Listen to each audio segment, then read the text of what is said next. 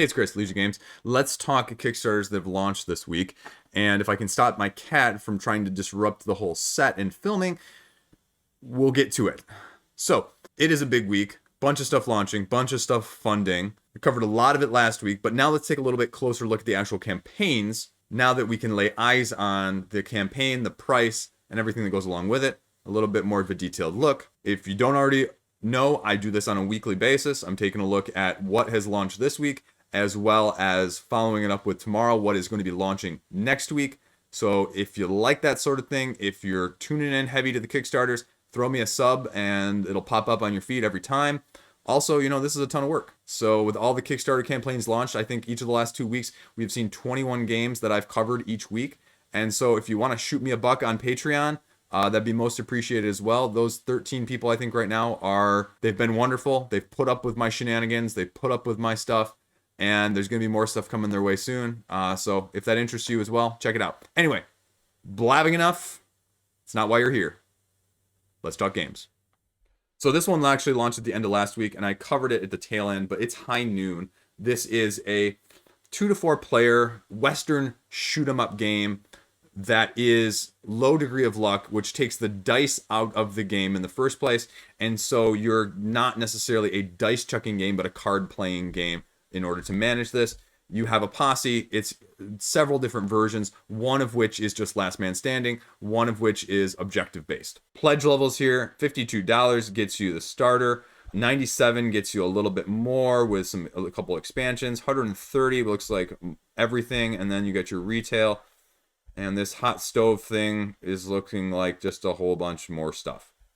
And the interesting thing is they offer STL files of the unlocked miniatures, and I have not really seen that on any of the other big campaigns so far, so I'm not sure how people are going to feel about that. So they're already in stretch goals. They're already almost twice their funding goal, and that's about, 4 or 5 days in at this point.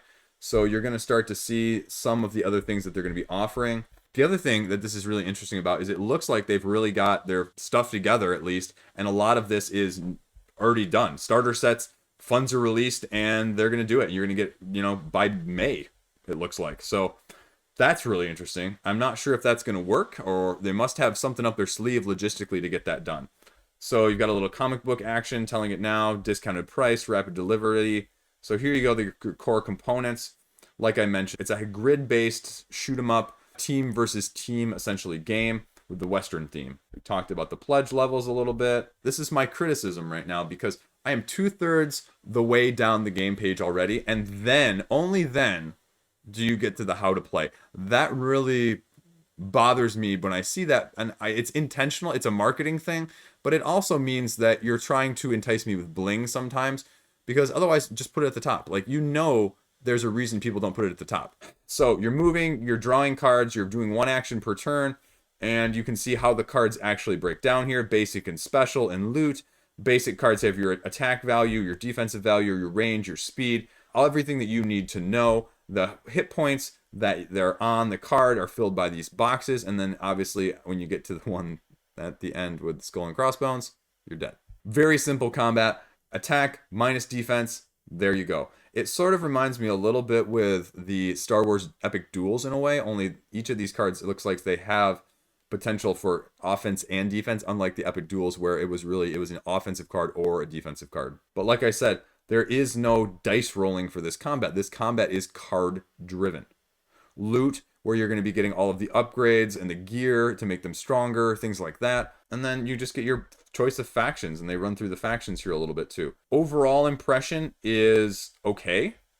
I think it's a lot of money for what it is as a skirmish game, and so unless you're really a big fan of the theme, and you take a look and say this card-driven theme and combat is really for me, I think there's other safer bets out there for proven products.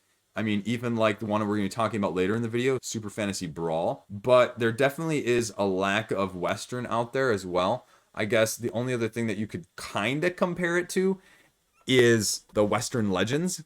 But that's not really a skirmish game like this. So the comparison doesn't really hold up at all in terms of the gameplay mechanics. It's definitely unique. It's definitely different. It's definitely miniature-driven skirmish game. And so that's definitely playing to their advantage on funding. But For me personally, I don't see anything that really makes me jump off the charts and say, you know what, I really need to get this, or I really need to consider this. And personally, I'm just not a big fan of Western themes. Like, it doesn't do anything for me. Zombicide, Undead and Alive doesn't do anything for me either. Although that's some very liberal use of the Western theme sometimes with some of the monsters. But anyway, that is sort of where things are at. And personally, it's a pass for me. But they're doing some interesting things here with the no-wait shipping and just some of the expansions and the price point. So overall, we'll see where it goes. It was kind of under the radar launching on a Friday last week. Next up is Eternal Palace. On day 1, day 2, it is already, 4 times its funding goal almost? That's relatively impressive. This is the type of game as a Euro game with dice placement and this unique picture building aspect or element that, as a non-Euro gamer, it is the type of game that actually has an appeal to me until I come to my senses, because I know myself. But it has that sort of generalized appeal for even the non-gamers, I guess is what I'm saying. And part of that is the aesthetic. Part of it is the lure of an Ameritrash player like myself, who is always tempted and intrigued to see how dice are actually being used. I mean, that's the whole reason why I ended up with a copy of Teotihuacan in the first place, was it had dice. And I wanted to see how those dice interacted and if it was enough to overcome my initial reservations and misgivings about Euros and me in the first place. And this evokes a similar emotion in that sense. It also does not seem overall as heavy, and it seems to be shorter.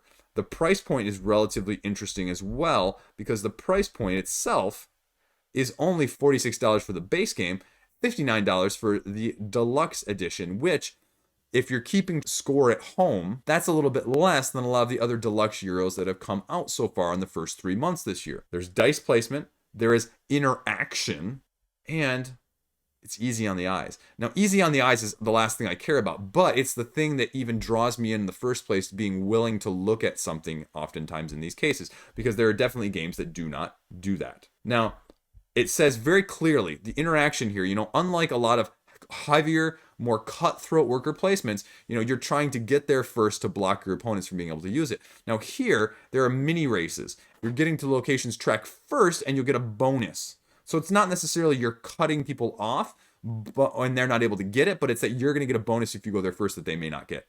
So the question then that they raise by that is, well, is it better to focus your efforts elsewhere or just go for the thing you want even though someone else has already gotten the bonus? Now, this is the interesting aspect, and if you saw the Canvas game that came out that backers have been getting in the last couple months as a very simplistic, sort of set collection-esque game, this is taking that sort of concept and layering this picture so you can kind of see here of what that looks like. And the more layered your picture is, the more points you get at the end, and you get those pictures by achieving certain objectives in part of the palace, to build part of the palace yourself. Honestly, the first two, if you got rid of the Euro thing there as a highly interactive game and innovative dice placement, I'm actually intrigued. Again, I'm tempted by this because of the nature, but ultimately I'm probably going to pass on it just because, like I've said, Euros and me, a game in my head which sounds great, but I've tried enough of them at this point that I know invariably it's just not probably going to work out well. But if you're looking for something that's in between, that has a little bit more interaction, a little less cutthroaty, but still being a little, thinky, I think this one is worth checking out. It reminds me more of Stroganov on the spectrum of complex, but not overly complex and easier overhead, as compared to the other end or the other side of the coin being more of your Carnegie and Darwin's Journey that we've seen, to compare it to other ones on Kickstarter so far in 2021. The deluxe edition comes with a couple minis and a couple mini expansions as well. And if you've heard any of my other critiques of Euros, you're getting the deluxe version or you're not getting it at all. I mean, there's no point most of the time getting these basic pledge levels on Kickstarter.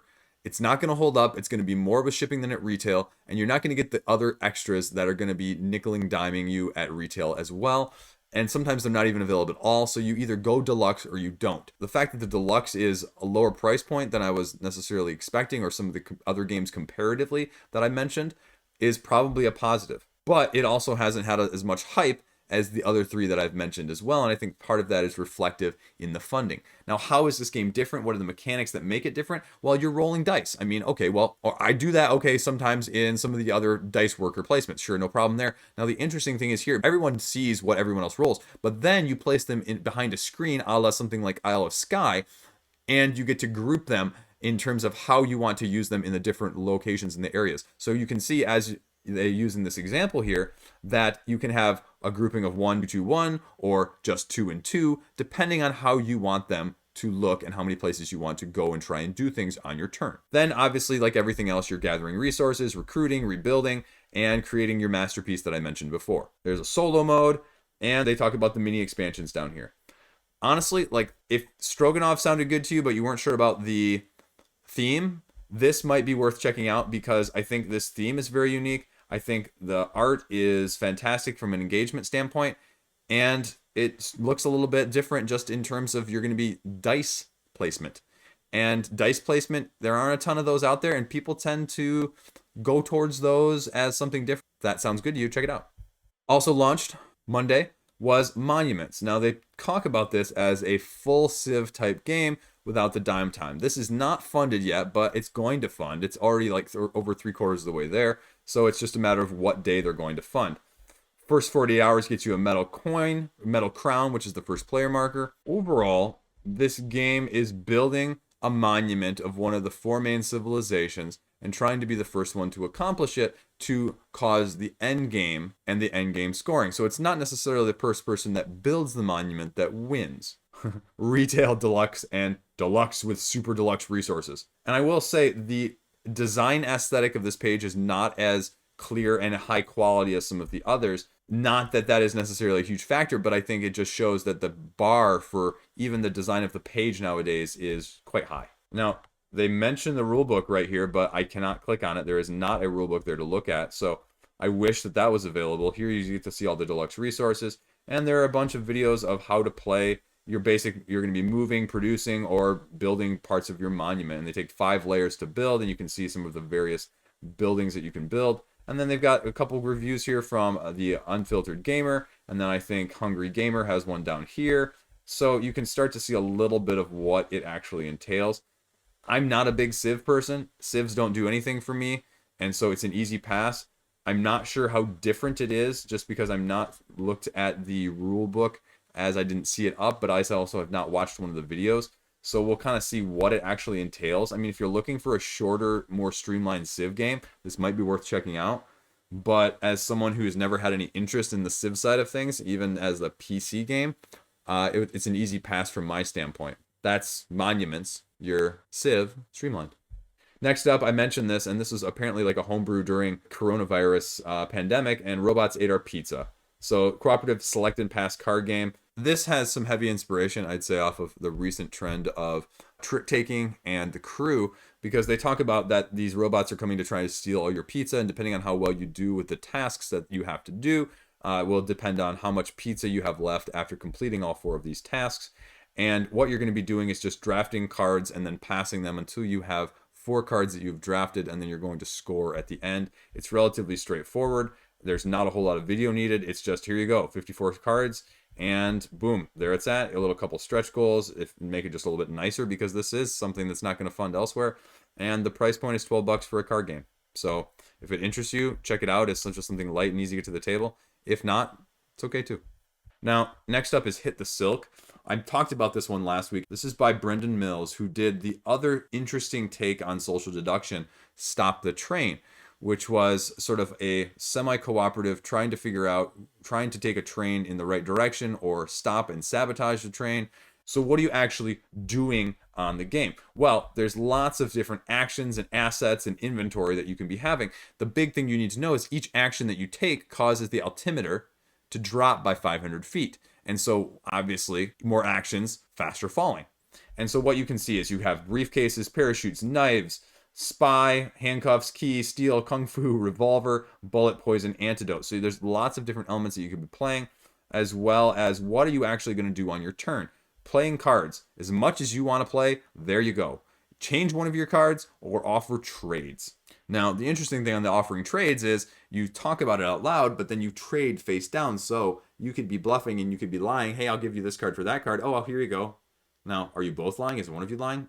Well, wait and find out. But even though I said you can play as many cards as you want, each one does cause it to drop. So it's not like your turn you drop 500 feet. It's each action. So more actions, more fall fast. You have an option, though, that different times on the altimeter, you're going to have the ability to decide whether or not you want to try and jump out with a parachute or vote to wait. If there's no majority decision, you need to return and continue negotiating and seeking out the loot. If majority votes to hit it, everyone jumps. Then you reveal all your cards and find out if you have enough cash to pay off the casino, make some money, or if anyone doesn't have a parachute, they're out. So there you go. Now, the thing is, they say at the end, so even if you don't decide to jump and everyone else does, you can still make a last-ditch effort to land the plane, even though they make it clear that's not going to be easy. So obviously another different take on social deduction. I think with a game like this, you have to know your group, because my group, this would not fly over well with. Not many social deductions that have high degrees of social interaction are, and I know that. As cool as this concept is to me, and as cool as it is, it's gonna fund. The price is fine for $31. It's not gonna fly with my group. Badoom. So it's an easy pass for me. But just like with Stop the Train, this game is unique and it does a social deduction a little bit differently than a lot of the other common, coup or werewolf or that sort of thing out there. So it's worth a look just from that standpoint alone if you're looking for something different on the social deduction side of things and your group really enjoys it. Next up is Night Market. Now, as a small side note, can I just say it's nice to say that at the top of the page, they say, hey, we have a PDF of our rules that you can look at. Like, thank you. Thank you. Like, don't have to scroll down wondering, or, especially with a Euro game like this, of can I actually look at the rule book to see if it's right or not for me? I mean, again, Euro game, me, anyway. But it's already funded, and it looks like it's a little bit of a heavier game, but they say it's 60 to 90 minutes, so I'm not really sure if it is, but I never quite trust Euro game length estimations anyway. So let's see. Okay, $50 retailer pledge, $50 basic pledge, 48-hour exclusive funding goal if reached, and then deluxe is 75. So this is very similar to some of the other ones that are out there.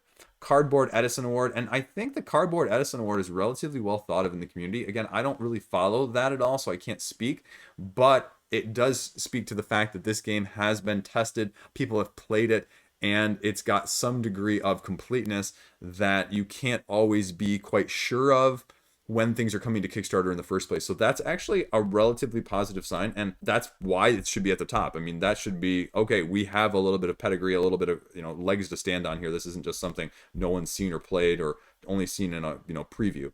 So what are you getting? They're offering the deluxeifications, wooden tokens, track tokens that are wooden, how to play, 4 seasons. Each season has 2 phases, day and night. You're going to be deploying your workers and then earning goods. And during the night phase, they sell goods to customers. So rinse and repeat, different types of districts, different types of lantern districts, all with different types of houses or markets or restaurants that you're going to be featuring. And then you can also combo, it looks like, which is a unique feature with depending on how your workers are placed, either if there's a space between them or if they're in a row, you can get all 3 when you place it. So an interesting combo system there.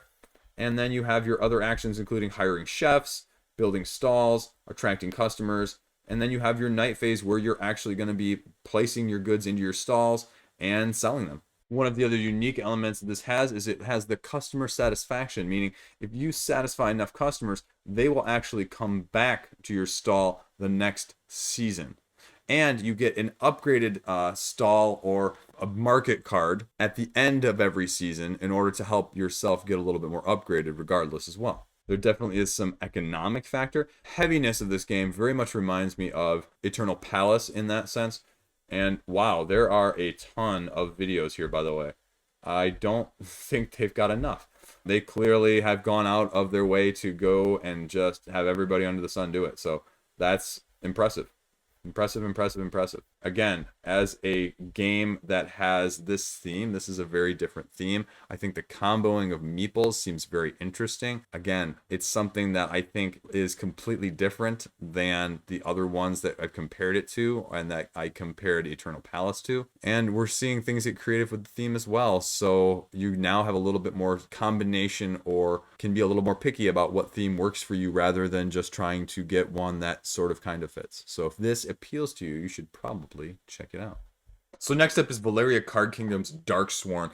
I talked about this one as well last week, and this is a not standalone expansion, which I'm a little surprised by, but it is an expansion to Valeria Card Kingdoms that takes the head-to-head tableau building sort of esque recruiting, drafting, fighting monsters and makes it into a cooperative version.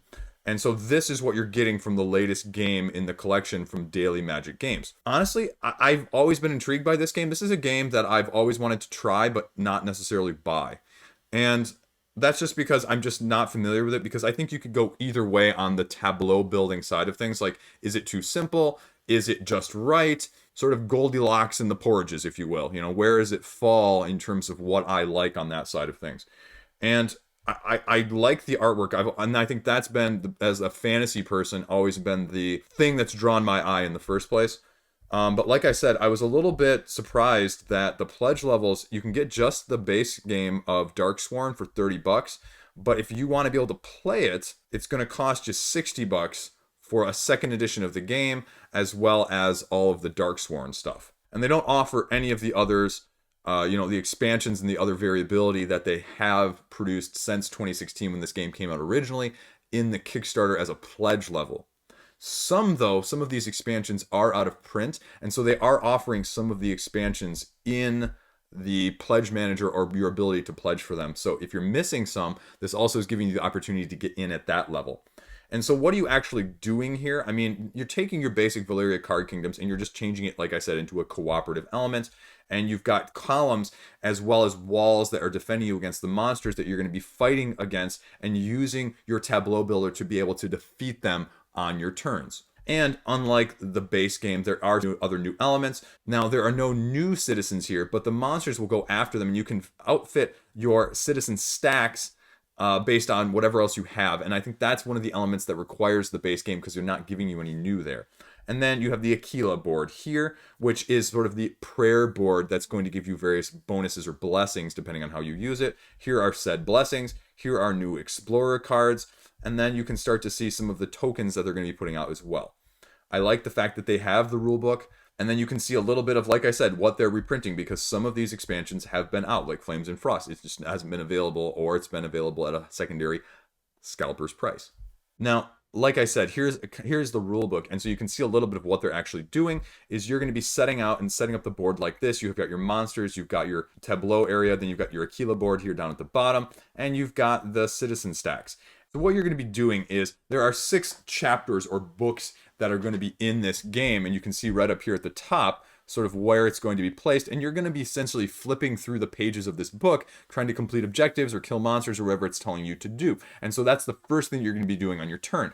And then you're going to subsequently be just doing what you do in Valeria Card Kingdom in the first place, with the various actions of buying things, manipulating cards, buying resources, praying down on the prayer board, building walls, saving citizens, all of those different elements. And so the game ends if you've made it all the way through, or if you lose all your citizens that have been captured or taken by monsters. All in all, I mean, the artwork is fantastic as a fantasy lover. The question just is, though, from me personally, not having played it, Daily Magic Games, you want to shoot me a copy my way, and we'll talk. Anyway, it's a try before I buy, because, like I said, I think these games tend to be hit or miss, because you have to have a target audience, and I think this plays to the target audience, but you can still have a lot of variability that comes with tableau builders, and sometimes how the interaction is there, whether it's like Enchanters or, Splendor or Everdell, where you've got just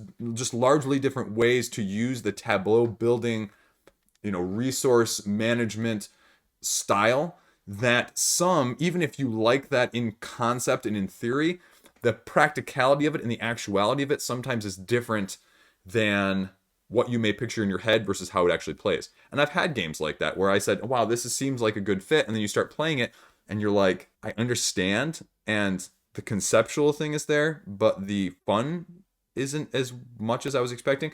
And so that would be my only concern with this, is I would be more than happy to play this and try this out if somebody had a copy of this. But I think for me, I don't know if I could buy this before I actually played it. I don't get that sense. And that's me just more unknown rather than a criticism, because clearly this is really hitting home to the core market, because you don't put out this many expansions and a new second edition and raise, almost $100,000 in a couple days on Kickstarter without having a good product. It's just, again, like with a lot of these, is it for you? Because this is not going to widely appeal. As much as I like the fantasy theme, I know there are equally as many of you out there that do not like that and are turned off by that. So I kind of want to see where this goes, because, again, cooperative person, taking the competitive, switching it to cooperative, especially my kids who are really more cooperative right now, it would be more to get them to the table. I mean, my 7-year-old could probably handle this. And so that's where I would be looking at for a market for something like this. But for $60, when I can buy Zombie Kids Evolution or Zombie Teens Evolution for 20 to 25, and I know it's going to be a hit, that's the price point that I'm concerned about and looking at, and that's a bigger investment. And so for me, I'm going to be passing. But if Daily Magic sees this and wants to send me a copy, or if I get a chance to play it down the line, am I going to take the chance? Absolutely. So, Valeria Card Kingdoms, Darksworn. Next up, Three Sisters, backyard farming, roll and write. I talked about this last week. The symbiosis between the long-standing history of using these three crops together synergistically to grow and to grow more abundantly. And they have taken that real life example and mushed that into a roll and write. And this is by the guys who did Fleet the Dice game. So if you like that, apparently this is going to be something akin in a sense to that. It's by Riddle and Pinchback. It's another solid standing from them. These guys are not like big names, but they have a solid following and they put out solid products. And that shows because, it's already twice its funding goal as a roll and write in a somewhat, you can make an argument of saturated-esque market, $29 price point. Again, it's probably a little more than I would have expected, but I think this is a little bit heavier than your typical roll and writes. This is a little bit heavier than something like Cartographers, which is my personal one, or like my other favorite one, which isn't really a roll and write, but Let's Make a Bus Route. It's not quite as heavy as Roman Roll, which is also on Kickstarter right now. It's not like the Euro heavy, but it's probably somewhere in between. So if you're looking for something that fills that niche, I think this is something that you should be checking out. You are going to be farming. You're not going to be limited to the squash, the corn, and the beans, but you're also going to have flowers and you're going to have fruit that you're going to be using. And look at this. This is a 2-page score pad. So like I said, this is not your simple, typical roll and write. So right there, it takes me out of the running. But I know people have been clamoring for something a little bit deeper from the roll and write. And it's not that deeper in the sense that it's a Euro heavy, but just that there's more. Sometimes there's more intricacies and more options. And I think that's really what this is presenting. The theme is relatively unique as well. You don't see a whole lot of farming games, right? When was the last time you were like, oh yeah, okay, the obvious, one out there. But apart from that, Kickstarter exclusive is this little meeple. And, I guess the only question with something like these roll and writes is, what is it going to look like at retail? No, I think Fleet the Dice game, I think people I heard on social media and a few other places were wondering if they would be able to order Fleet the Dice game on this campaign as well, because that's apparently pretty hard to get and the availability is relatively limited. So I would be wondering how this would compare at retail, because otherwise, I would usually say, well, is it really going to be a roll and write $30 at retail? But if Fleet the Dice game is any indication, there might not be a huge retail presence on this one either. So what are you doing? You've got 8 rounds. You're going to be rolling dice. There's an action rondel. So rondels, if you're a big fan of rondels, like I am, you might want to check it out. Draft a dice, use it, everyone's done. Everyone gets another action based on the die that is remaining. So there's going to be remaining that you're all going to be able to use as a community die. And so you're either going to be farming using it, working on your farm, or planting, watering, or using your shed, the fruit, or the apiary, or whichever, or however you want to use it. As you saw, there is a lot of areas and a lot of boxes that you're going to be checking and using and going through. So the combinations, the possibilities are quite high just at the beginning. There is a rule book out. So again, I'm really happy about that. Transparency being great from that side of things. They do have a solo mode. And so here you go. Why pledge? which I've already kind of talked about. Plenty of videos, a little bit of stretch goals, and this might be the other reason to pledge. If they hit this mini expansion, sometimes those are harder to get, and for $30 at that point, then if it's got this expansion stuff, then I would say without a doubt, you're better off getting it at Kickstarter, because then the combination will definitely not be less than $30. Shipping, yeah, let's see what shipping's going to be. But, US $5. Okay, nope. Get it on Kickstarter. Get it on Kickstarter. You're gonna get a better deal, especially if you're in the U.S. EU is actually not too bad, and so is Canada. So that's actually not horrible. So you might be better off almost regardless of where you're at. Again, not my type of game, but it's definitely filling a niche within a niche right now that is relatively untapped. So that's obviously why it's doing well and it's funding. And I think this is good for this type of game. This is never a game that's going to be like $200,000 or $300,000. But this is going to be, 50, 60, 70, 80, probably by the time it ends. So, yeah. Congrats on that. Next up is Heroes of Normadie, the Big Red One edition. Now, this is going to be a war game that is going to be taking place over in Normandy, and is more of a big box edition, sort of a remastered second edition, but is compatible with a lot of the stuff that's from the first one by Devil Pig Games. This was originally supposed to launch last week, and then they delayed it until this week. 2-player war game, relatively quick time frame, and you can see here that this is going to be a very tactical and strategic game. As you are laying your tiles down that each have point values, you're going to be ordering them around in a tactical manner, and then you're going to have an action phase, and then you're going to have a cleanup phase, and the cleanup phase is where even the ones that maybe didn't get moved before have the ability to move and adjust. And it's going to be rinse and repeat until one side is the winner. Now, this is a little bit outside of my depth. Again, as a war game, I don't really have a good depth of knowledge when it comes to war games. And so I can't really look at this and say, okay, is this better? Is this worse?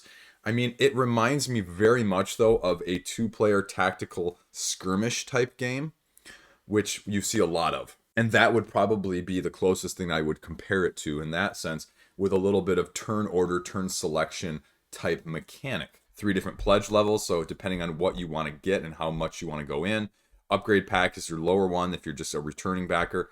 Now this is interesting. You don't get the stretch goals here, but you get the stretch goals. So stretch goals are costing you almost $35. That's interesting. Like, I don't know what the stretch goals are, and then you're getting the other extra boxes and sleeves here for another $50.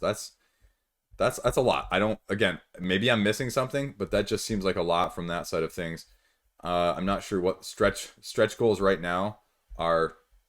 That stuff, just one set of expansion, maybe Omaha Beach.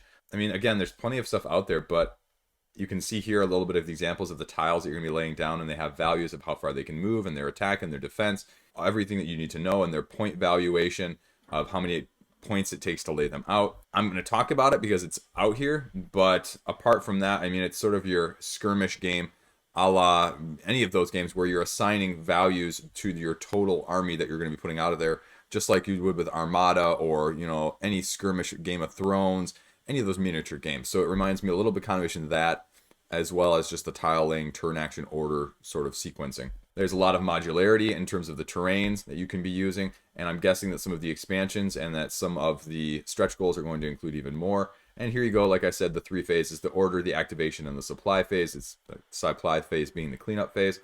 And then you get a little star token add-on and a whole bunch of other stuff. It's a relatively niche game in a niche community. So if you like war games, I mean, I think it's relatively well regarded. I mean, it's already at $62,000. Which is over its funding goal. So definitely a hit with some people. It's just well outside of my comfort zone. But if you like war games, a remastered edition, say what you will about remastered editions, might be worth checking out. Back to Magic, Runes of Dhogoon. This is a relatively straightforward card-playing game where you are dog wizards. Dog wizards, again. Every week I say sentences that I never even imagined would be coming out of my mouth at any point in my life. It's about 20% of the way funded right now. And all you're doing is you have skill cards, you have event cards, you have 4 character cards. They're allowing backers to design or choose the 4th character, and they all have special abilities, so there's some asymmetry. And what you're doing is you're doing an action phase followed by an event phase. Action phase, you get 1 action, and you have 5 or so different ways that the actions can break down in terms of boost, sneak, dig, strike, and forecast. And then you have the event phase where you're drawing an event card, and it's either going to be cooperative or competitive, depending on what the arrow is on the lower right-hand corner. And it may be the person against you, we're going to work together, or you're going to go, in a direction either way around the table. That's it. That's relatively straightforward. It's another light style card game. It looks like there's an early bird, so if you are all interested in this, you might want to check it out because it's a limited edition, not a timed edition. So it may or may not be full if you're a little late checking it out. And there's a little bit of how-to, but otherwise it's a relatively straightforward thing. So we'll see if it funds, and we'll see how it compares to the other light playing cards type filler-ish fantasy games out there. Now, I talked about this one last week, Gloomier, A Night at Hemlock Hall. This takes gloom and sort of the typical, stereotypical trope of trying to survive the longest in a haunted mansion mystery-esque type game or movie, or however genre you prefer, and it takes it and sort of flips it on its head in the sense that you want to die the most extravagant, noteworthy, epic death that you can. There are going to be 3 things within this campaign they talk about, and I like the fact that they're just like, hey, up front, here you go. Show me what I'm getting right up at top. You're getting the game, you're getting the deluxe storage, and you're getting the mini game. So what are the prices for that then? Okay, so 24, 49, 49 retailer, and 270 if you want all of Gloom. So you're trying to basically create the best death. Competitive, storytelling-esque game for 2 to 5 people. You want negative points. The one with the most negative points wins. You're going to be taking transparent cards, and as you can see in this picture, overlaying them to create the story of how you died or how your family died. Sort of like Mystic Veil in a reverse way. Instead of the most points or, building, you're trying to get the most negative points, the most heartbreaking tragic tale. And what you're doing is you're playing until all of your characters are dead. So then you're going to be summing the score after all of them had died, not just one of them. Feature of this game is that you are creating a story to go along with it. So it's not just this, I'm playing cards and sort of in a soulless manner. If you want something that is play card, win, play card strategy, play card, win, I mean, this has more of the role-playing element-esque, and it's going to probably be better for groups that take a little bit advantage of that. If that's not your group style, this probably isn't going to work for you. But if you like a little bit of creativity, you like a little flourish with your game, this might be more up your alley because it's sort of a combination of the two. So like I said, you're getting 110 transparent plastic cards, the rulebook, the tuck box, a standalone expansion to go along with it. And the standalone expansion means you can play it by itself or combine it with other Gloom games. So if you have a lot of other Gloom, this might also be more worth it for you. Gloom Griefcase also offers basically storage. It's a big box. So there you go. And then this one is the Chronicles. Like I said before, it turns it into a serialized style campaign game. So if you're looking for Gloom with a campaign, there you go as well. Again, not something for me. Definitely not going to be something that my group would like. But again, it's clearly got its own market, like a lot of these games out there. I mean, none of these are necessarily like the things that are going to shoot up the hotness in terms of everyone loving them or that. But I mean, it has to be solid. It has to be decently well thought of and followed if you're going to raise 4 times your funding goal relatively quickly. And 80,000 ain't too shabby. Let's be honest here. So there you go. Gloomier, Night at Hemlock Hall. Check it out. CHAINsomnia, Castle of Nightmares. Now, this is a Japanese port from Japanime Games. And as you know, I'm a big fan of the Japanese games. And so these are always going to be things on my radar. As a full disclaimer, just at the beginning of all of these campaigns, I think the biggest make it or break it sometimes for them is price point. Depending on how well these are priced will often determine how well they will do sometimes, even if the game seems solid. A couple of the other ones I've backed, the price point has not been necessarily as in the favor of backers as I think people would like. And so a couple of them have failed to fund. A couple of them have really struggled to fund. Not that funding super fast is the end all be all, but let's be honest. I mean, there is definitely momentum. And when you fail to have momentum on Kickstarter, it shows. So, I mean, it's over 50% of the way there. It's got 2 more weeks left, and so we'll see what happens with it. So what are you actually doing? It is a cooperative game where your souls have been stolen, brought to this castle by this monster, and you're trying to escape it. And it's a cooperative game. As I said last week with the Japanese reviews out there and the comments on it, the success rate or the win rate was something like 12%. So if that intrigues you, if you like the theme, if you like the hard cooperative, you should be checking this out. I'm going to be checking this out. Speaking of price point, now let's talk about this. $40 for the base game with an exclusive token. Any other special upgrades?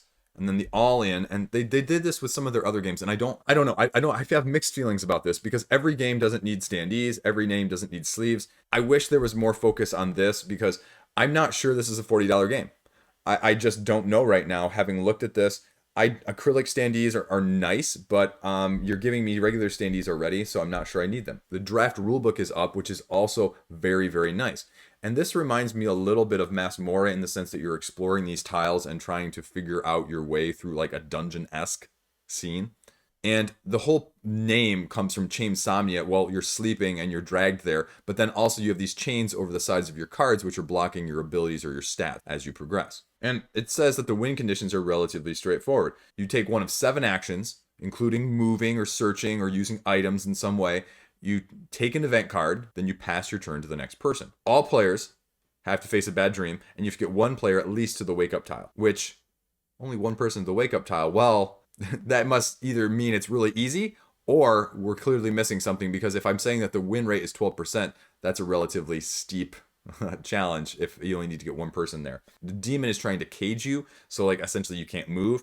Or if you just run out of event cards, like sort of like the pandemic deck, if you just run out of cards, the game's over too in that sense. Someday I will be one of these quotes on here. Japanime is one of the people I reached out to, so maybe someday I'll have a quote out there that you guys can see. I can smile brightly as I get to show off my own work. But until then, I just get to talk about it. And I think that's the make it or break it when I'm talking about this game. As a side note, the shipping has not been terribly great in these games. So you're talking probably closer to $60.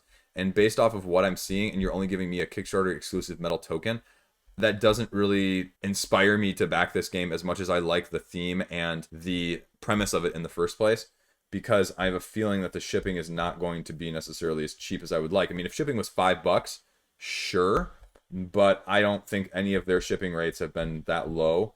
And so, I mean, it's $10, maybe $12, $15 by the time it actually gets there. So you're talking $55 for this game for what it is. So how does the game actually play? Well, actually, like I said, you've got these stats on the side, and so that's your fear factor essentially. And as you get more scared, you cover it up with chains, and those are the action points that you have available. So if the chains ever reach the bottom, you are trapped by the demon in those chains tied up, as I mentioned earlier.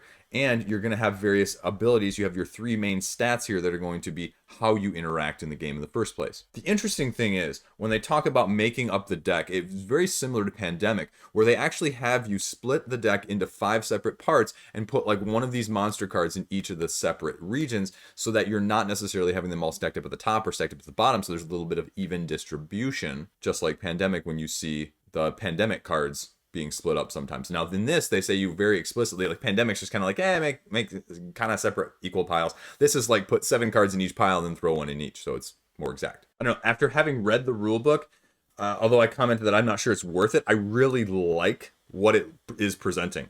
It's just one of those where, money being what it is it going to be worth it from that standpoint, or can I buy something else that is going to be a better value? And I use value very loosely here, because I think value is not only represented by money, but easily how you are to get it to the table and how much you're going to like it too.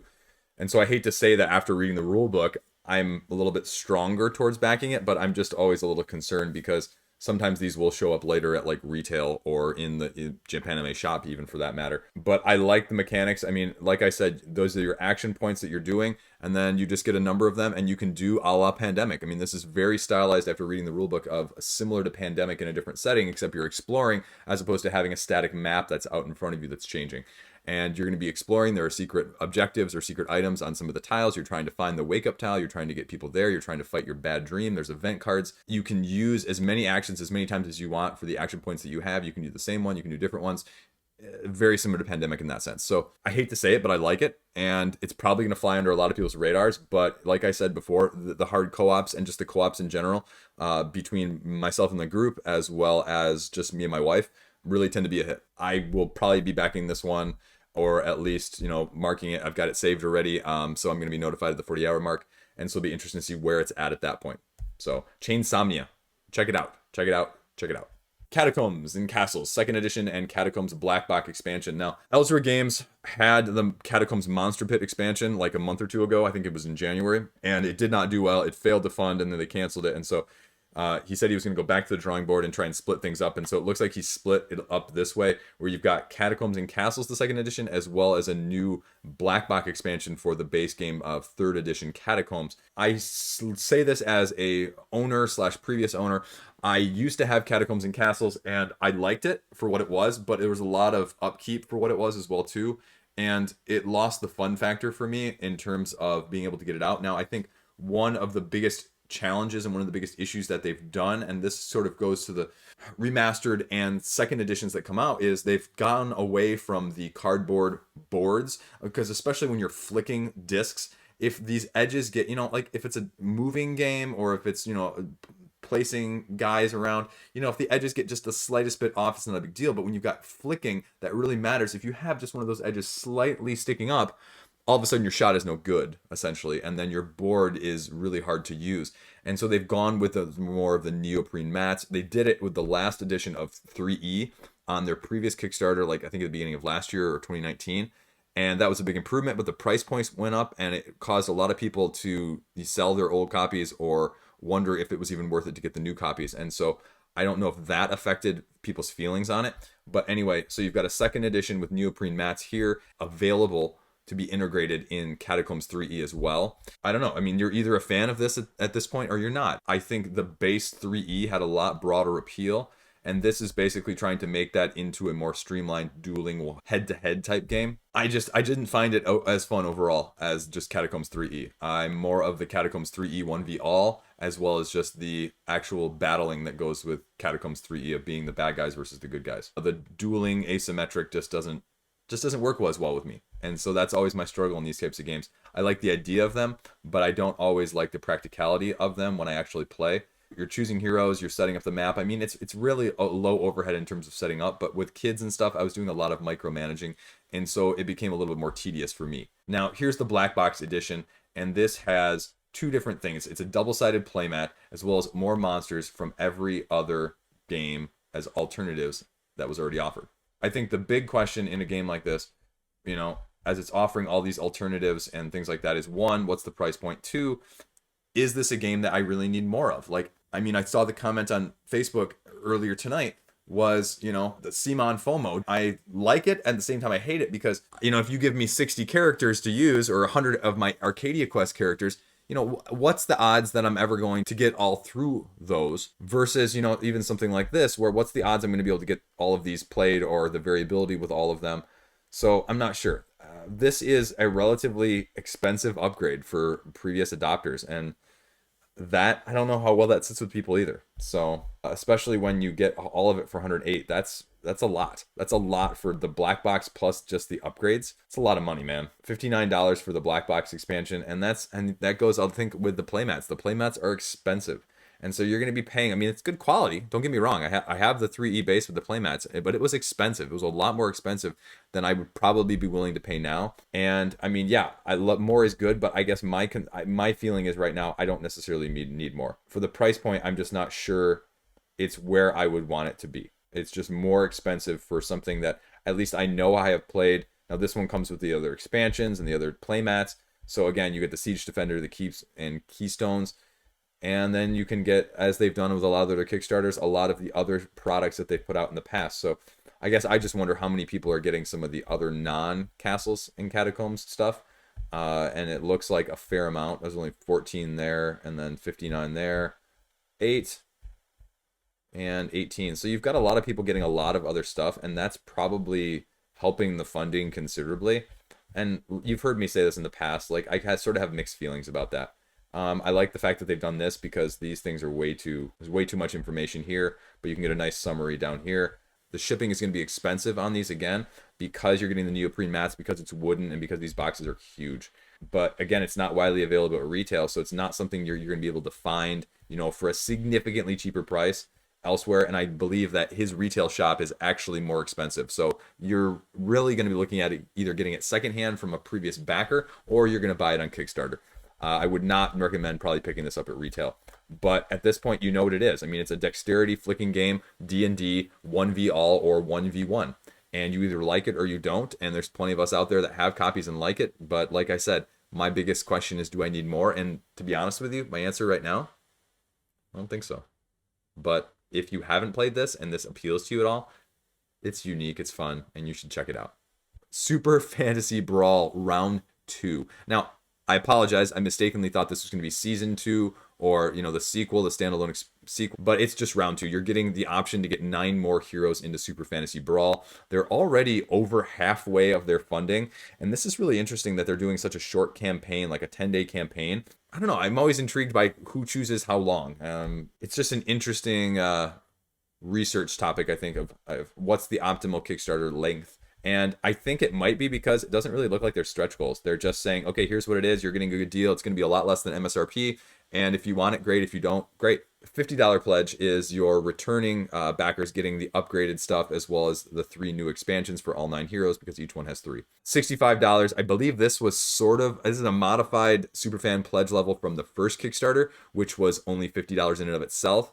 But you only got the core box plus the Forces of Nature expansion. So this is probably a little bit better of a deal. But then, you know, would it also be better in these situations if you're looking to get into it as, you know, a lower price point for a little bit less stuff to see if you like it in the first place? Because $65 for a 1v1 skirmish game is not exactly what we would call a low barrier to entry. Yeah, it's a miniatures game. Yeah, it's got a little asymmetry. Yeah, you're, you know, getting to choose from heroes, and you're getting quite a number of heroes to choose since you're getting 2 expansions with it. But still, $65 before shipping is $65. And then $169 gets you everything. And I guess I don't really like the fact that you can't have some pledge level pre-designed that's just the gameplay. Like, where is the gameplay all in? I think there's a lot more demand for that nowadays. Yeah, obviously there's a huge demand for this, but I think there's also a high demand, as you saw with something like ISS Vanguard, where people just kind of want the gameplay sometimes. Sometimes we don't want all the superfluous stuff, but still give us a deal. Like, treat us just like you're going to treat the all-in people, the all-in people, just as importantly as them. I think you can get some of the expansions individually down here, and they kind of go over the difference here. You can see what it would be at Kickstarter and then what it would be at retail. And that's $130. That seems more than I was expecting. And I think that's actually using the MSRP. So MSRP is always going to be a little higher and have a little bit bigger of difference, but it's probably not too terribly far off at the same time. Here you can kind of see, okay, this is what it would actually be. So yeah, I mean, it's a good deal. I'm not saying it's a bad deal, but would it be better if you could get this without the terrain pack, without the plastic tokens kit, and this was $50? I mean, you know, is that so bad? I don't think so. Anyway, the core game comes with 6 heroes, which honestly isn't a terrible amount, a lot, considering you're playing 3-on-3. So you almost need those 2 expansions just to get some variability threaded into the game almost immediately. Because I could see that would be my biggest concern, is how much replayability and how much sameness is it with just the core. And so I wonder, I guess that also prompts, how well is this done at retail? You know, are people going to be satisfied with a 3-on-3 game where you only have enough to make 1 team on each side with no variability and no characters that are not included in every single game? And I've kind of seen some mixed feelings on this. A lot of people love it. Like, a lot of the skirmish people, I know Board Game Co. loves it. His quotes up here. There's a couple other quotes. You know, Dice Tower seal of approval. I saw someone comment on that, like Tom Vassell gave it a 6, but maybe someone else in the Dice Tower gave it a higher rating. I don't know.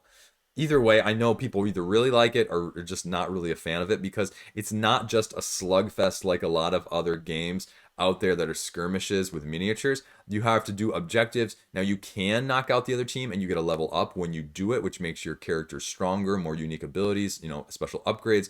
But there's objectives like area control or holding a certain spot until the beginning of your next turn that make it a little bit more than just I bash, you bash. There's more tactical nature, and positioning matters more on this hexagonal grid more than anything else. Now, again, I kind of wish this was one that had more of a neoprene mat, especially for that price, but, you know, being a little choosy here as well. You can see everything that you get here. The expansions, again, three heroes. 21 cards, so 7 cards each. And the thing I haven't mentioned, I'm sort of buried the lead here as well, is you don't see any dice. This is purely card-driven combat. So if you don't like dice, this one is more for you, as I talked about in my comparison of this versus like Bloodstone and a few of the other skirmish games that have come out recently. So here you go. You can get the other add-ons if you want, like I mentioned. So it looks like we have a couple round 2s. So we have Hot Trick, we have Mental Might, and Force of Nature here, which would not be included in the Superfan pledge, so you're talking another $60 there. And the foil champion cards, okay, don't care about that. No, there's the neoprene map that I mentioned, $25. And it's about what I'd expect for a neoprene. I guess I just wish there was a pledge level in between that offered a little bit more of a bundle for the all-in gameplay. So Mythic, if you're out there, I'd love to hear that. And I mean, I think it's relatively unique. You're playing actions, you have 3 actions per turn, exhausting these to play cards from your hand. You can play cards from your hand, or you can wait to react by keeping those cards until the other person's turn. Your objectives that you're doing only complete at the beginning of your turn. So if you meet the objectives at the end of your turn, the other player has an ability or a chance to stop you from achieving it before your turn. You can push and pull people into the terrain. That's why they have the 3D miniature terrain. So you have a little bit of an effect there that can cause damage to them.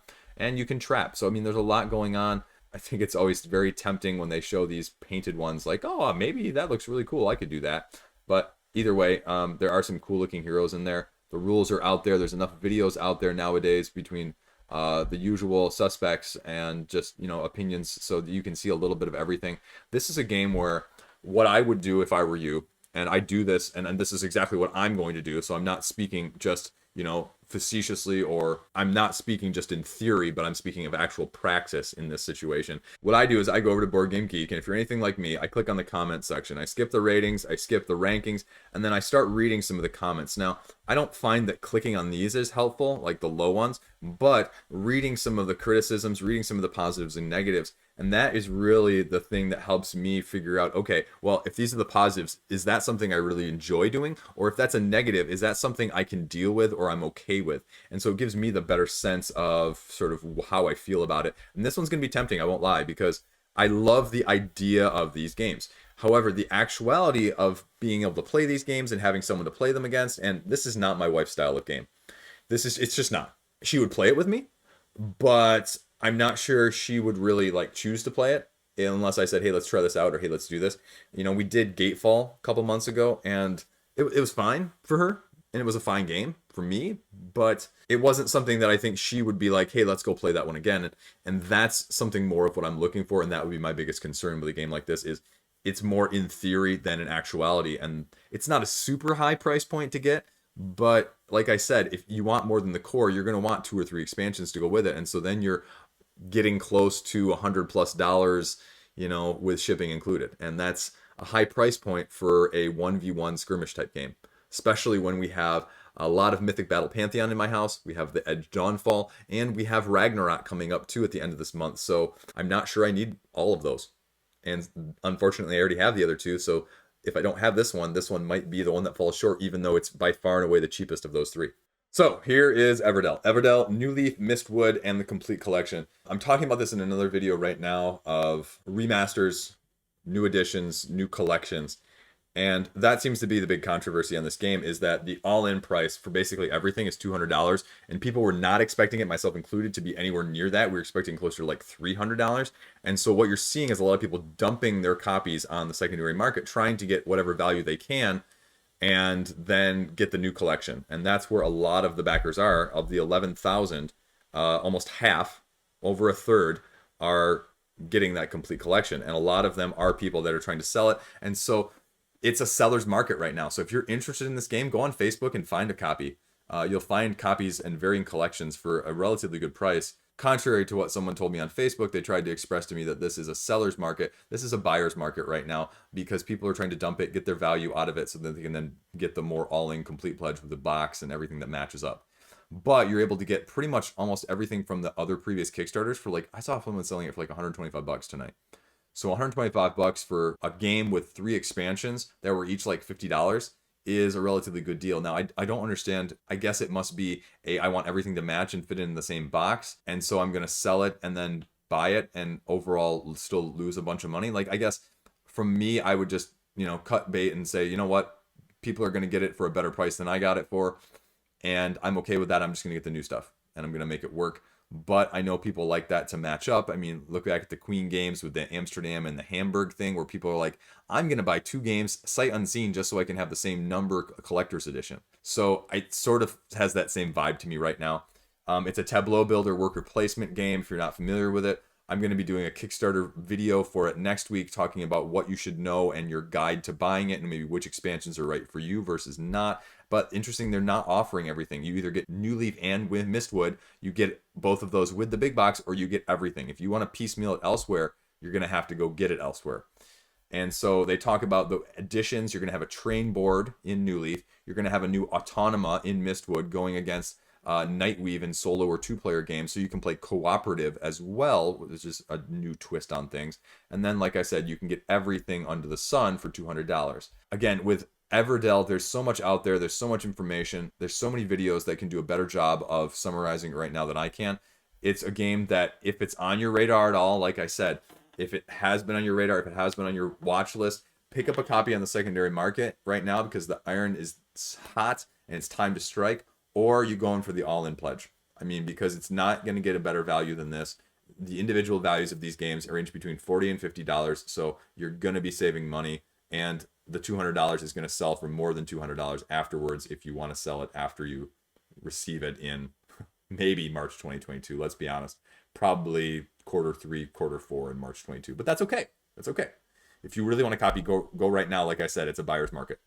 And they go through all of what's included, the meeples, the cards, the material, the big box here that you can see. And that's, pretty much everything right now. And you can kind of see what else you want to see. It goes through all of the stuff. It goes through all of the new stuff. I'm not going to go into that in depth. If it's something that's interesting to you, you should definitely check it out because, like I said, now is the time to get in if you're going to put your foot more than just sort of in the door. So those are my brief thoughts on Everdell. Next up is Rise of an Emperor Worlds in Conflict, a card-driven 4X space game about galactic empires. Just under a quarter of funded, about 20% funded right now. And this is out of a company, 4 Dados from Spain. And it's, like I just said, it's a relatively small, compact 4X game that is basing it on rising factions and trying to build the biggest empire in the galaxy. You're going to be taking a combination of one of those houses as well as 2 of the available fields of development and using those and basically building those together so that there is more replayability between each game. Now, as with a 4X game, this is a little bit more complicated, and I tried to give you an overview, but the rule book is 36 pages long and it's a little bit outside of my depth when it comes to that. So especially with the competition launching with Stellaris Legacy, I'm not sure if this is going to fly under the radar or if the scope of this is going to get enveloped. It is more of a more compact game, but the playtime is also not short for a 4X game. Obviously, it's anywhere between 2 to 4 hours. So I'm not going to speak much more to it because I don't think I could do it much justice. But if you're looking for a 4X space game, this is out there. It's just a question of whether or not it's going to fund because it's off to a little bit of a slow start. And I think it's sort of flying under the radar. I wasn't even aware of it when it launched. But it's a card-driven 4X, so if that appeals to you, you might want to just kind of give it an eyeball and take a look at this 36-page rulebook to see if it has any interest to you. Next up is Cuddly Cockroaches, just a relatively straightforward, simplistic card-playing game. It's already over half of its funding goal. It's probably going to fund here. So what are you doing here? You have cockroaches. You're going to be drawing them. You're going to be either using them to help yourself or hurt your neighbors. If they get more than 10 quote-unquote cockroach points, which you can see in the upper right-hand corner here, then their apartment gets fumigated and they're out. And so it's definitely a take that style of game. And then what you're going to be doing at the end of your turn, you're going to be taking 2 actions, any combination of either, like I said, infesting the neighbor, playing a supply card, which are cards that are going to help you with abilities, or shuffling your hand and drawing 3 new cards. So again, it's relatively straightforward. There's not a whole lot of complexity in that sense, but a lot of take that. So the other interesting thing, and again, especially to emphasize on the take that, is so when you're trying to infest another player, you pick somebody else, you pick 1 or more of your roach cards, roll the die. If your die is rolled higher than the cumulative value of the roaches infesting that player, you send their roaches to someone else. So, and then you get to draw a card. So it's very take that, if you will. So if you like that style of things, you should check it out. If you don't, this isn't going to be a game for you. Looks like there's an early bird limited copies. and its price point is about what you would expect for a card game, probably a little bit higher. So the question is, if it funds, okay, what are you going to get in the stretch goals here? And these are probably relatively true stretch goals, considering it is sort of an indie game. And just the question is it for you? It's a game that definitely people feel, strongly one way or the other about. So check it out if you tend to be on the side that likes it. Interestingly enough, I have not seen any hype about this hardly anywhere. I saw this leading up to things, and it's got a pedigree behind it, and so I think it's worth talking about. But interestingly enough, it's sort of flown under the radar. I still see a lot of Kickstarter advertisements. I have seen next to nothing for this, as opposed to the other campaigns that Gamefound has been promoting up until this point with Kingdom Rush and ISS Vanguard. And so this is the sort of thing that I think really tests Gamefound. You don't have that huge, massive IP, and you've got something that's a little bit more indie, and especially a little bit of something that, even though the name is known, it's definitely different than what's out there. And you can see it's already funded, but it's only $6,000, and that's because this is the Petersen Monster Invasion campaign, where you've got 4 different games, 4 different variable themes in how the games actually play that I talked about last week. You have Invasion of the Brood, Marry the Monster, Evacuate, and Potions and Profits. All very, very different games, and all very different styles. And so you can choose a little bit of which one you want, or you can get the full package. As I mentioned, Invasion of the Brood is a 1v1 asymmetric game where the Brood is trying to take over Earth. One person is the Brood, one person is the Earth you're trying to defend, and they're trying to enslave the Earth via mind control. Marry the Monster is you're trying to build a town and keep the monster from inadvertently destroying it while he's chasing after his fake bride that you're using to lure him into other people's towns so he destroys their buildings. Evacuate is a very different style social deduction game where it takes the horror trope of you don't want to be in the front, you don't want to be in the back, you want to be somewhere in the middle because you don't want to be one of the ones that's picked off in the back, you don't want to run into something unexpected in the front. You don't have to be first, you just got to outrun, the last person, that saying. And so it's going to be a survival game with social deduction based on that. And then Potions and Profits, where you're creating sort of a tableau resource set collection type game with unethical scruples in terms of the potions that you may be making, because those are the ones that are going to be getting the most money. So you can get all 4, like I said, at a discount. You have 5 different designers, 4 different games, and you get a little bit of a sneak peek of all of them, and it looks like you can play them on Tabletop Simulator, like is the trend now, so you can kind of see what you're actually getting into. The nice thing is, though, we've got rule books, and so rule books are very helpful with these games. The first 2 right here are $25, Invasion and Potions of Profits. Marry the Monster and Evacuate are $40. Right then, you're looking at $130. The all-in is $89, so that's not horrible, actually. $200, though, will get you a Zoom class with them, too. So it's a very interesting concept. It's a very interesting strategy. And also, as a side note, you can see some of the other projects that they are now starting to list and starting to let people develop on. And so you can check them out a little bit, and you can start to see what else is going to be out there. I think a lot of this is also from BackerKit, from the Pledge Manager, so you can sort of sort it that way. And you can see there's only really 3 right now there. So it'd be interesting to see if they adopt something like Kickstarter, where you can see the upcoming ones, or if it's just going to be a mix of Pledge Manager and crowdfunding. Which is honestly nice from a pledge manager standpoint, because there's not a centralized pledge manager that allows you to sort of look. There are a couple websites that keep track of late backing, but that would be an additional sort of feature that I think might attract more people. But I think the question is, it's still not getting a lot of eyes. What is going to get a lot of eyes to Gamefound in the first place to get more eyes on campaigns like this that aren't as high hyped as the other 2? Okay, next up, we have 2 games that actually I was expecting to be completely separate, and that's Faux Diamonds and Baseball Highlights, the dice game. Faux Diamonds is a trick-taking game where you're trying to sell your cards, the diamonds of the aforementioned title, but the value is changing after each sale. So there's a variable market. It's a very relatively straightforward trick-taking game with a twist. You have the ability to sell when you win a trick, but if you don't win a trick, the alternate market of when you can sell, you're going to have to try and choose. Time that right. Now then, you also have Baseball Highlights, the dice game. And this is turning the card game into more of a dice game, where you're going to be drafting dice. You're going to be trying to string together a series of dice, just like you would in a baseball game, where you're trying to get singles, doubles, triples, home runs, walks, however you can do that in order to get the most runs for your team. And here you go. As you can see, Football Highlights, the dice game. It's an expansion for Baseball Highlights, the dice game? Okay.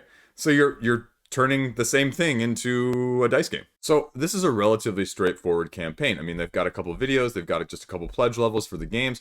And there's not a whole lot of other bling. Now, there is a little bit of stretch goals here, you can see. If you're not familiar with this, it's got a little bit of a synopsis right below. And they said, okay, well, if you fund, okay, then you get $2 stretch goal credits, $4, $6, $8, $10 stretch goals. And what they're basically giving you is credit in the pledge manager for any add-ons that you may additionally want. But they say that you have to pledge at least at this $24 level in order to take advantage of that. Both baseball and football is $33.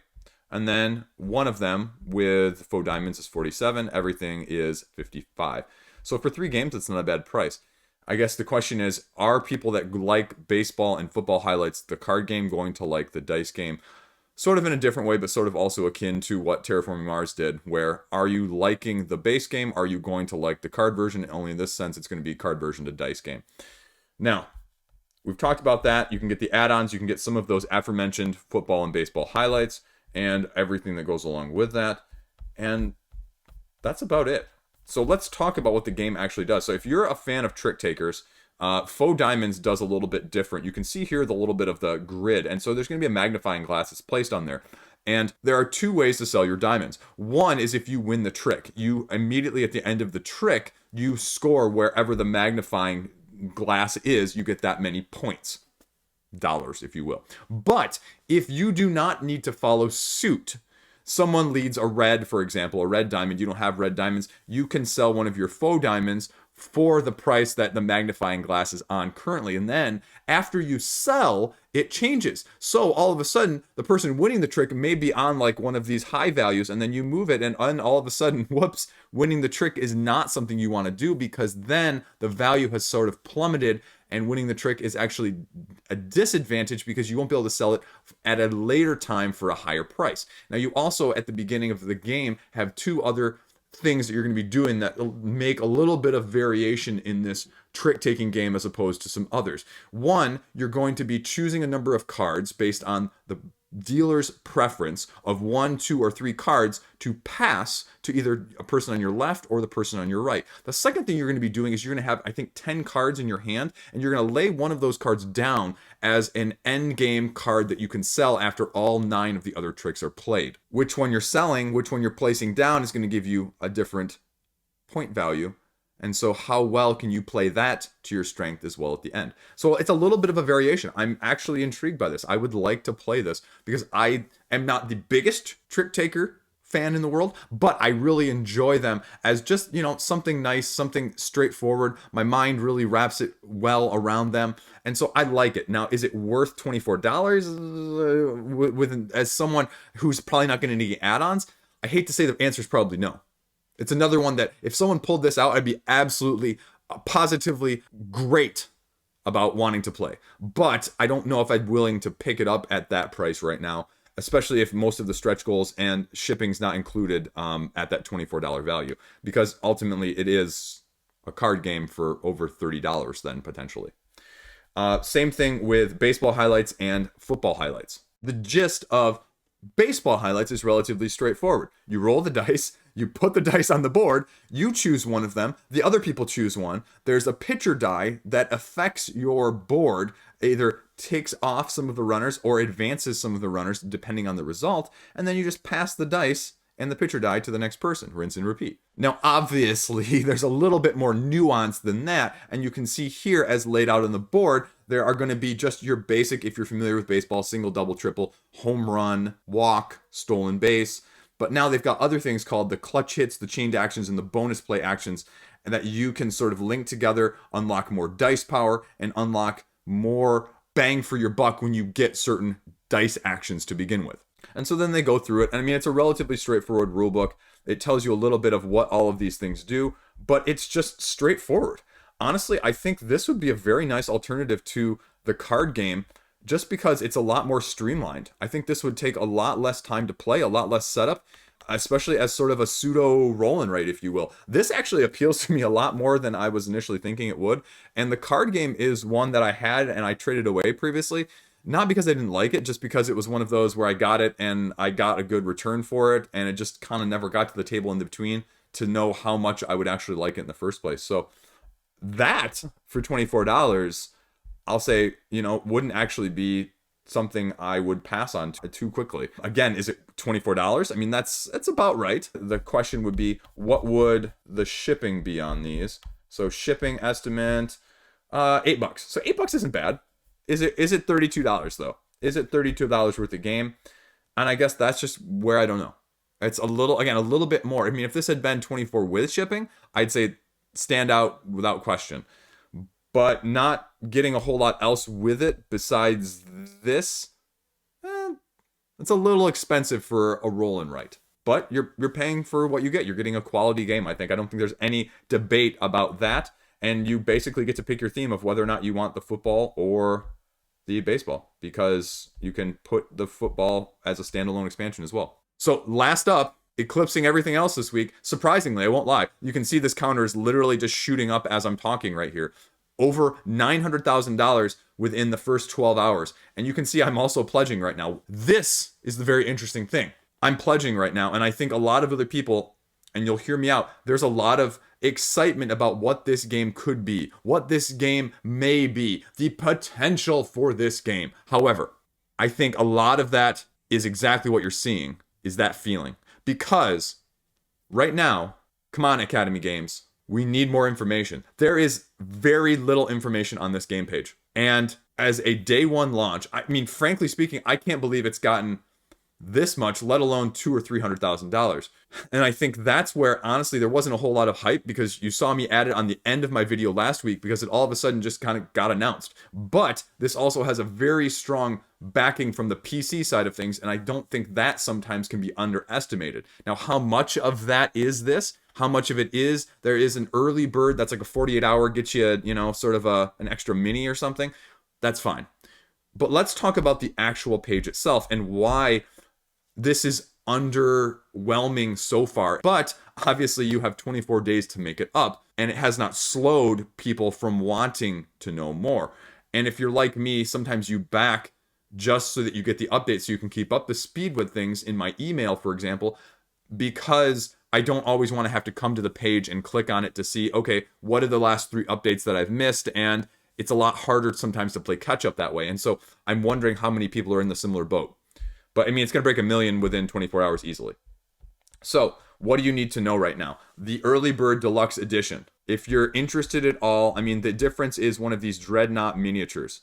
You get a PC game code for Steam. Again, I wish that was a slightly higher pledge level. I don't really need that. I have no interest in it. I'm not going to use it. So it sounds like you're just charging me for something I'm not going to use. And that, I don't always feel great about that. The other concern I have right now out of the box is I don't need a 5th and 6th player expansion. I wish you could separate that out. The other thing is, that's the other reason you're seeing 4,900 backers at this one of the 5,300, is because for some reason they have gone with the standard edition still only at $110, which is still a massive barrier to entry point. It doesn't even get you the stretch goals. So is it going to be $60 worth of stretch goals? I don't know. But if you're not going to get the stretch goals, you might as well pick this up at retail. I mean, there's no point in getting it now, right? I guess also, yeah, $60 is going to include the expansion too. So yes, I'm sorry about that. But as a side note, like, who are the 104 people that are right now like, well, you're giving me free stuff up here, but I don't really want it, so I'm going to choose this other pledge level. Anyway. So this is what you get. And now, why, like I said, why am I concerned? Is that you've raised this much money, and I think expectations, because you've raised this much money, are going to be that much higher subsequently as the campaign progresses, because there's little to no how are we actually playing video. There's one video on the campaign page, and there is no rulebook. There is no GIF or animated picture to show me what the turns look like, to what the actions are going to be. You have thrown it out there, all these catch terms, phrases, things that are very evocative, things that are very enticing.